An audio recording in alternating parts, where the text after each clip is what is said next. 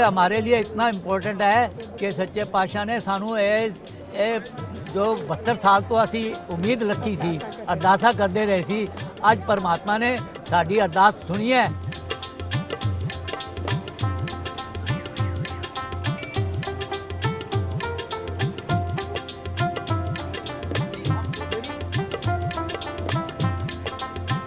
साडा वीज़ा लग गया तो असी फटाफट बहुत खुशी नाल इत्थे गुरु नानक देव जी के सारे गुरुधामां दे दर्शन करने वास्ते आए हैं।